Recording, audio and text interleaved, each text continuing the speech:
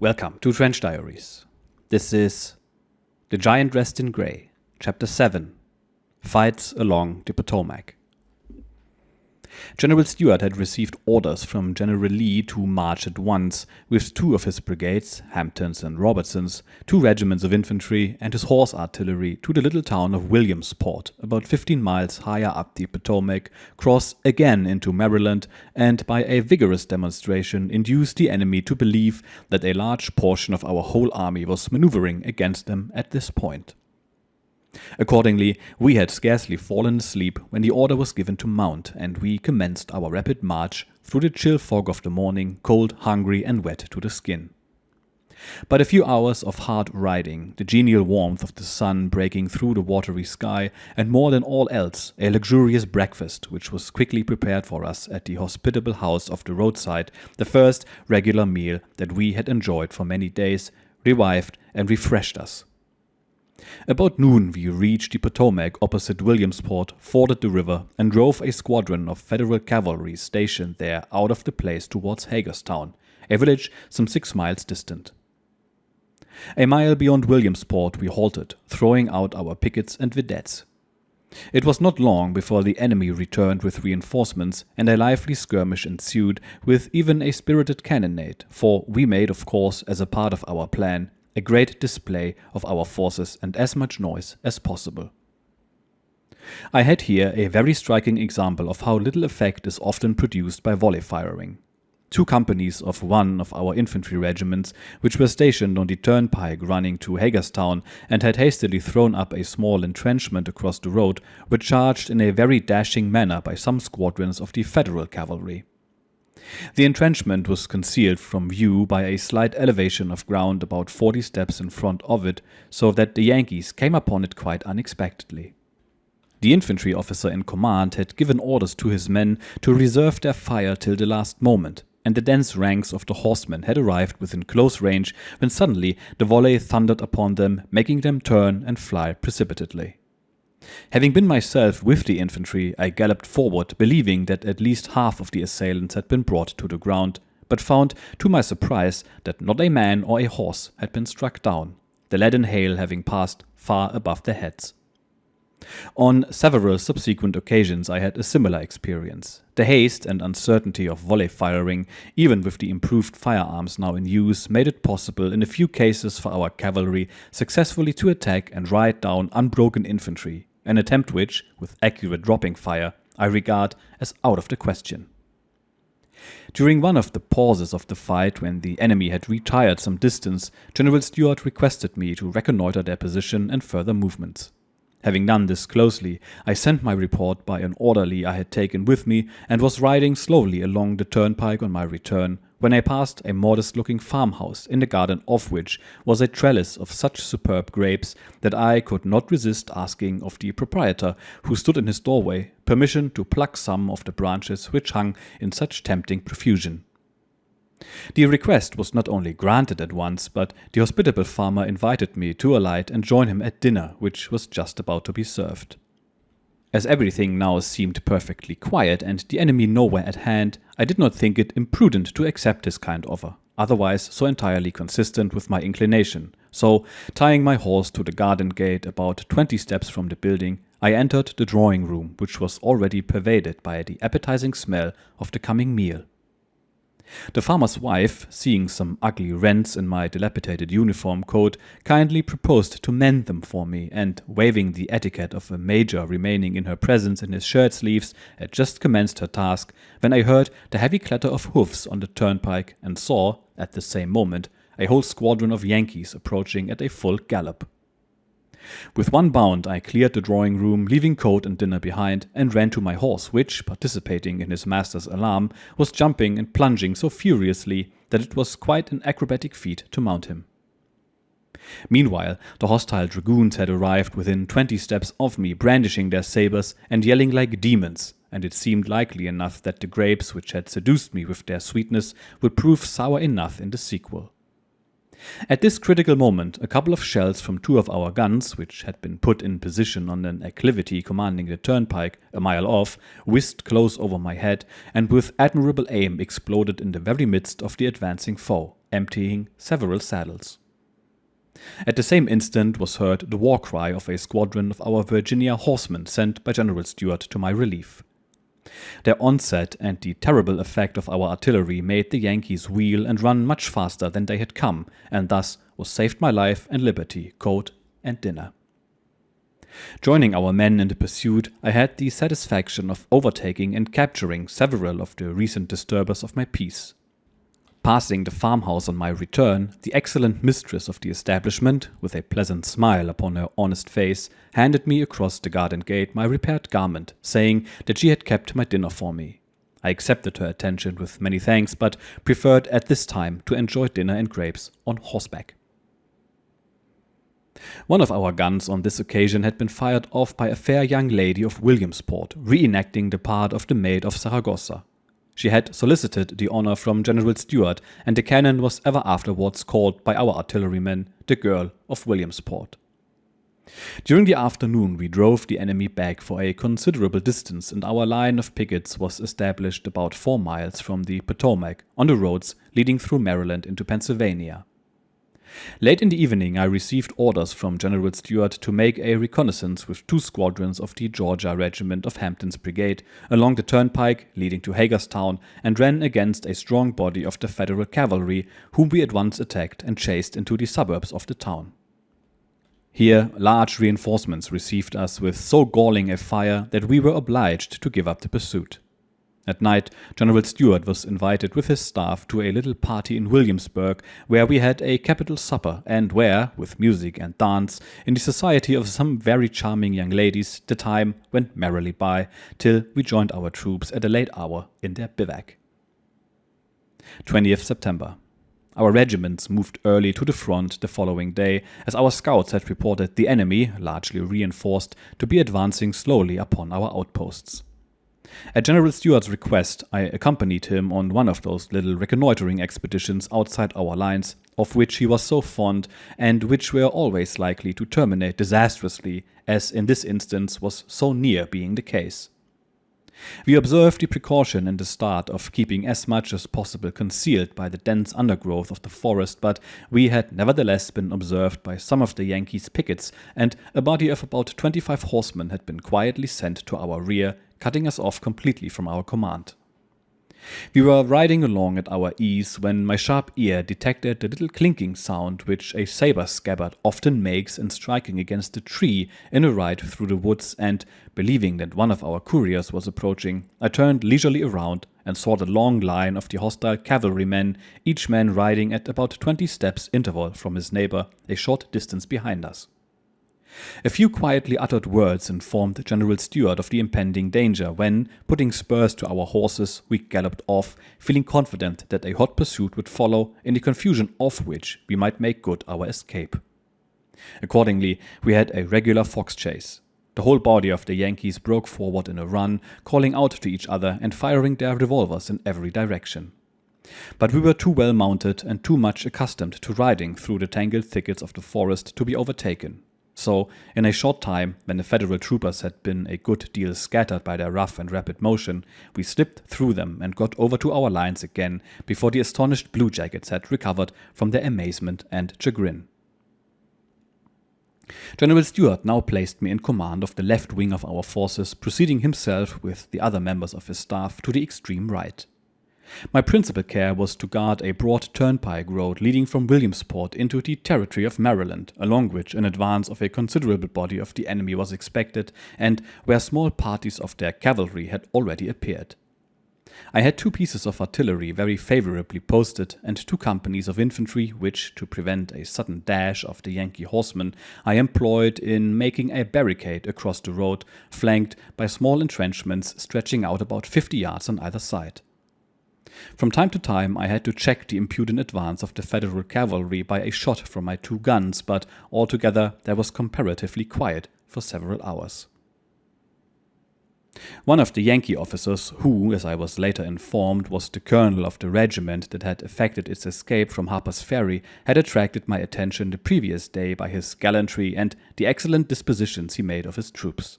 Here I saw him again, galloping very near to us on a handsome grey horse, quickly discovering our weak points and posting and instructing his men accordingly. After having left him undisturbed for some time, I thought it necessary to put a stop to his proceedings, and selecting a couple of my infantrymen who had been pointed out to me as the best shots, I made across the open space in front of our lines directly towards him. Having arrived within reasonable distance, I ordered my sharpshooters to fire at the daring colonel, who was moving along at an easy gallop without paying me the slightest attention. After several bullets had whistled quite close to him, he suddenly halted and, turning around, advanced a few steps and made a military salute in the most graceful manner possible. Then, calling out to one of his men to hand him a carbine, he raised the weapon, took a deliberate aim at me, and sent his ball so close to my head that I thought it had carried away a lock of my hair. I saluted him now on my part, and, wheeling around quietly, both of us rode back to our respective lines. So are courtesies sometimes exchanged in the midst of hostile conflict.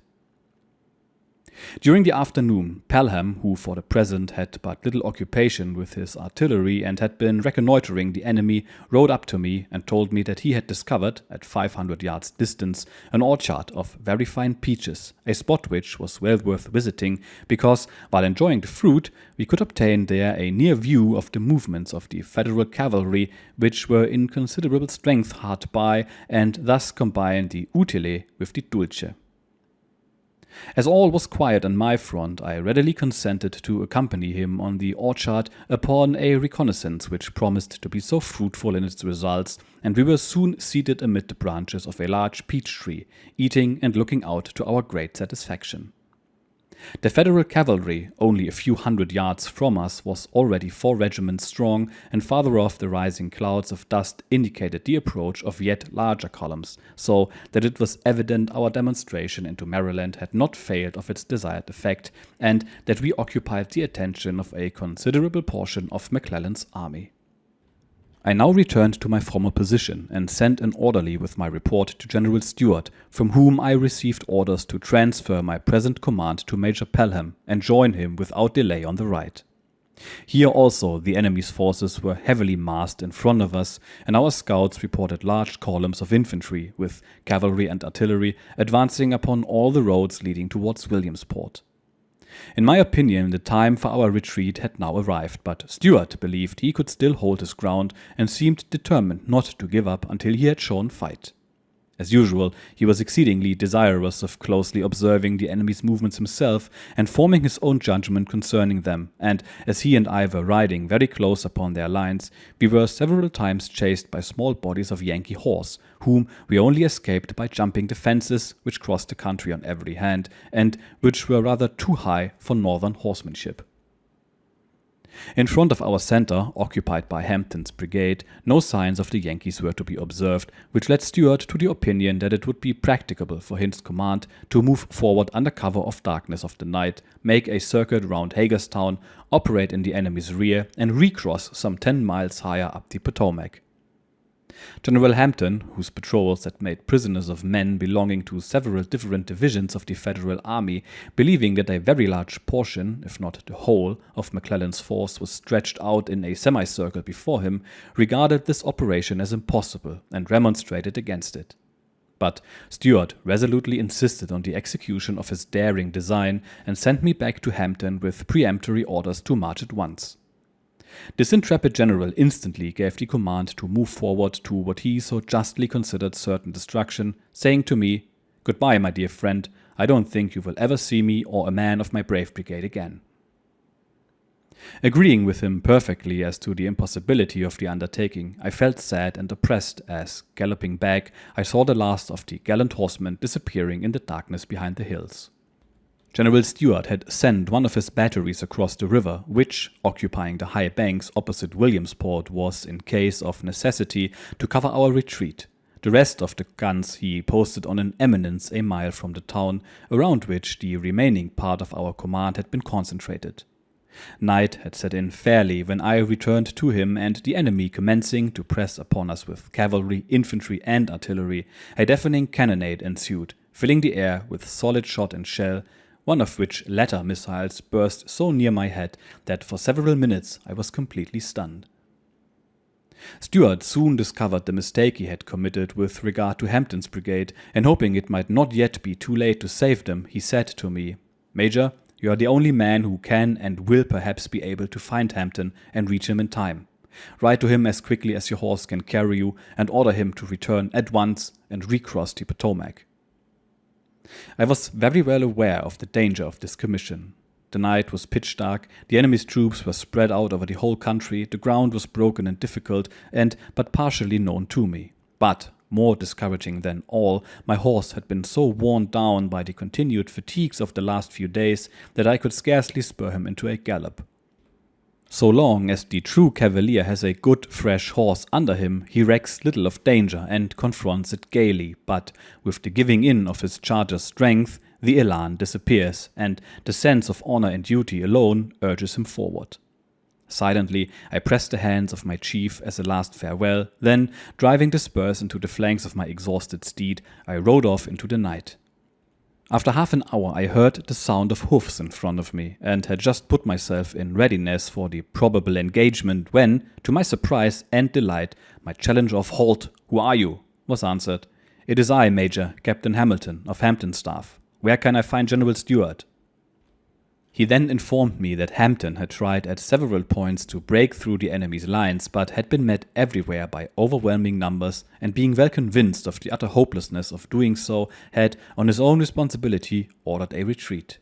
I dispatched Captain Hamilton at once to General Stuart to make report to him, and proceeded myself to join Hampton, whose column I could hear close at hand, trotting along the turnpike.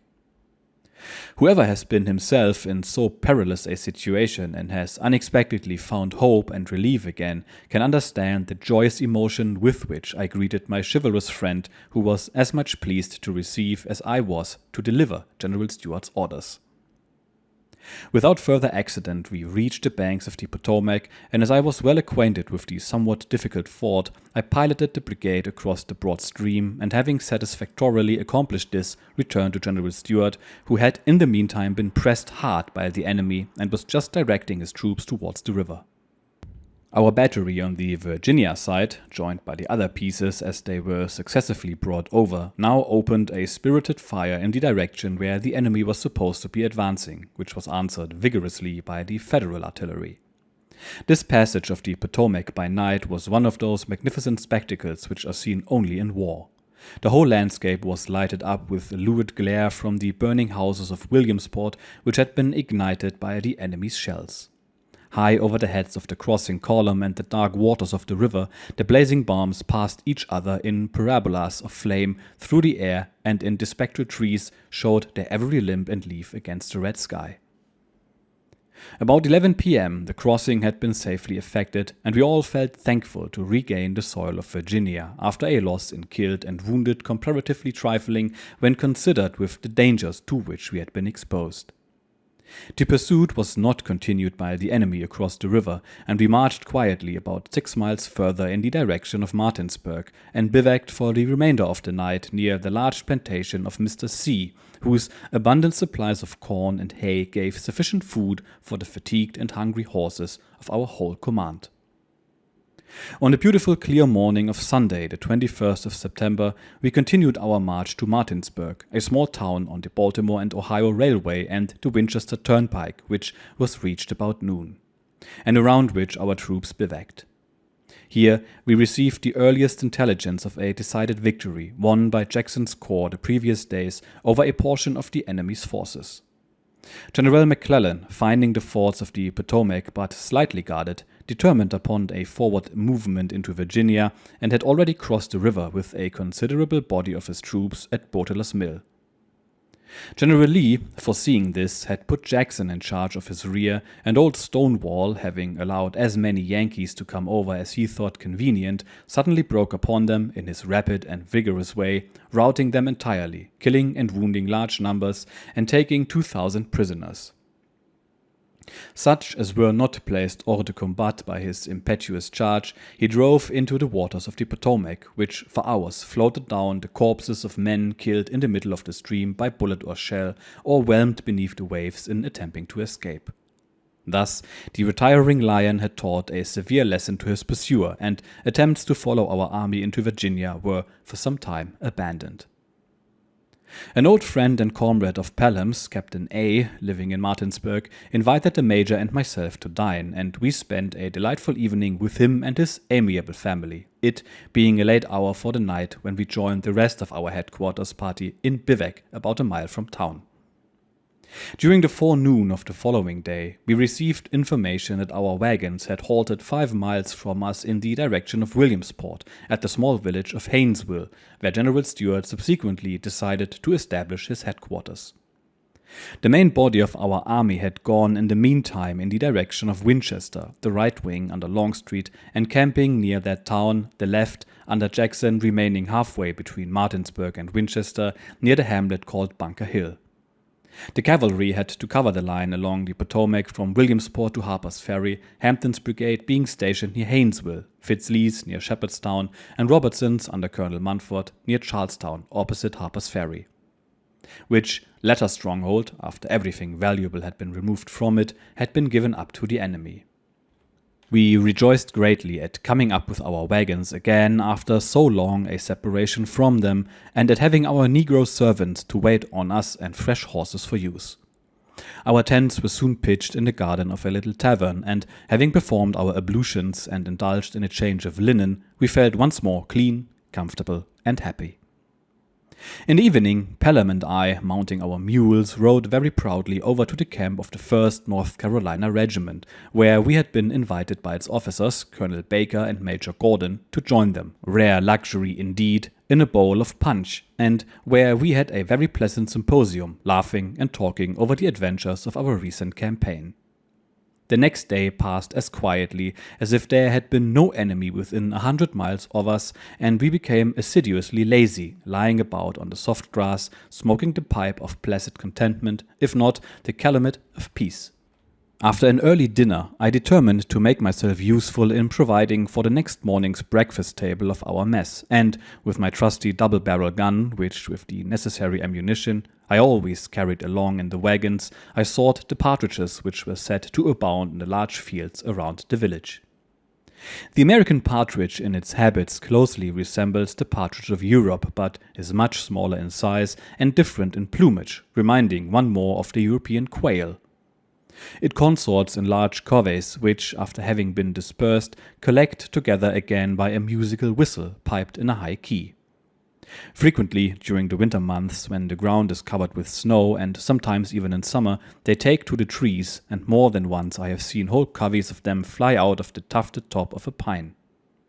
The meat is white and has not much of a game flavor, but that of the young birds is very tender and delicious. I found a great many in the high grass, but having no dogs with me, I lost several that I had shot, and brought but 4 home with me in my bag. In the evening, I galloped over to Martinsburg and paid a second visit to Captain A and the agreeable ladies of his household, returning after midnight to my soft bed in the tent. Quite unexpectedly, I received orders next morning from General Stuart to proceed with half of the staff and couriers to Charlestown, nearly 20 miles off, and to establish near there, until further instruction, a second headquarters, to which reports from Robertson's brigade, forming the right wing of our line, should be sent, and from which, in case of urgency, they should be transmitted by me to General Jackson at Bunker Hill. Our route lay through Martinsburg, where a well-dressed man, mounted on a good-looking horse, was turned over to me by the town authorities as a spy. He had been arrested there, and it was said the evidence was pretty clear that he had been engaged in this disgraceful business for a long time. I placed him between 2 of my couriers, giving them orders to shoot him down should he make any effort to escape. In due time we reached Charlestown, a charming village, the country seat of one of the richest and most fertile counties of Virginia, Jefferson that is, and fixed our headquarters upon the farm of Colonel D, about half a mile from the town, immediately informing the commanding officer of Robertson's brigade, Colonel Munford, of my presence. Colonel D's plantation was one of the most extensive and beautiful I had seen in America. The stately mansion house stood in the midst of fair lawns and orchards prodigal of the peach and the apple, a little removed from which were large stables and granaries, and all around an amplitude of rich, cultivated fields, with a background in the distant landscape of dense forests of oak and hickory. The family consisted of the proprietor, whose military title of colonel had been derived from the militia, his wife, daughter, and son-in-law, all of whom received me with the greatest courtesy and hospitality.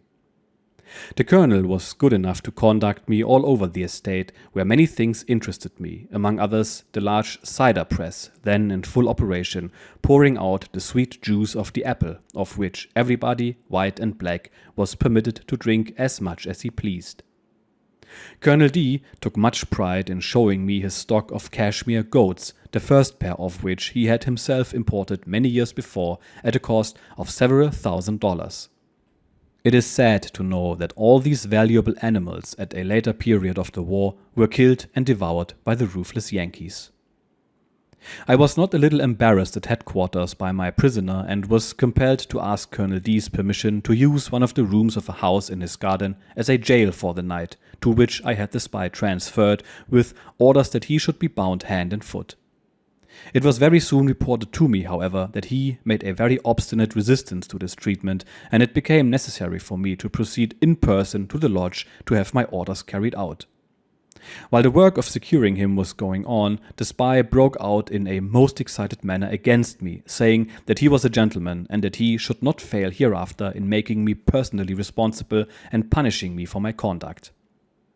I begged him, very politely, to be quiet, assuring him that if I could but follow my own convictions of propriety, I could save him from the inconvenience and discomfort of his bonds by hanging him before the next morning. I regretted afterwards that I had not done so. Colonel D being obliged to make use of the temporary prison the following morning, I had the delinquent released from his manacles and placed him in charge of a trusty young courier named Chancellor, in whom I had the fullest confidence, and who had always accompanied me on expeditions of peculiar peril. About half an hour later, as I was just making the latest entry in my journal, Chancellor rushed into the room in the wildest excitement of rage and mortification, and informed me, with the tears actually streaming from his eyes, that the spy had escaped. Having imprudently permitted him to walk out near a large field of Indian corn, then fully in tassel, he had profited by a momentary inattention on the part of his keeper to jump into the thicket of green stalks and vanished behind their luxuriant blades before poor Chancellor was able to fire a shot at him. In a few minutes, I myself and most of my men were in the saddle, searching the fields narrowly but without success, and I was obliged to relinquish the game and return to headquarters as the boom of artillery sounding over from beyond Charlestown announced that there was other work to be done. On my way to the scene of action, I met a courier from Colonel Munford, who reported that the enemy had driven back our pickets opposite Harper's Ferry and was advancing towards Charlestown in considerable strength. I found the brigades drawn up across the broad turnpike leading to the river on a slight range of hills beyond Charlestown, and our artillery well posted and already hotly engaged with 2 Federal batteries. A large number of our men were dismounted as sharpshooters, and the firing ran briskly along our whole line. The combat grew for a time fiercer and fiercer, and the Yankees seemed determined upon driving us off, but during the afternoon we assumed the offensive and repulsed them heavily, chasing their flying columns into the protecting fortifications of Harper's Ferry. Our loss in killed and wounded was small, that of the Federals must have been large, for, besides those left upon the field, many of their wounded were carried off in their ambulances, which I had seen moving to and fro all morning. We took 25 prisoners. Late in the evening, I returned to the hospitable mansion of Colonel D, where the whole family awaited in great anxiety the result of the conflict and heartily congratulated me on our success. The spy's horse, a fine mare 5 years old, which he left behind him, I took in charge, and it was afterwards formally turned over to me by General Stuart.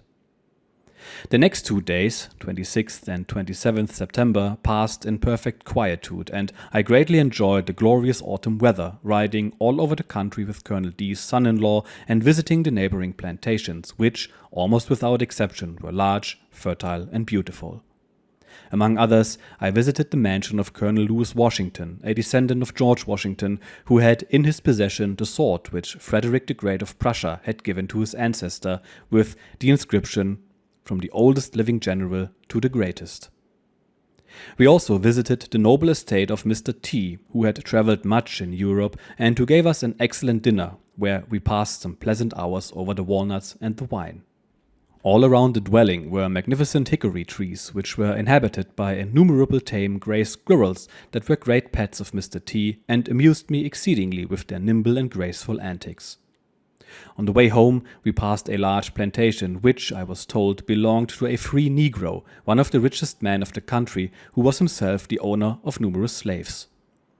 My pleasant companion took care also to show me, with a certain pride, what he called an old ruin, a dismantled church, a short distance from Charlestown, which had 70 or 80 years ago been burnt down, and which looked quite picturesque, with ivy trailing from its shattered walls and Gothic windows.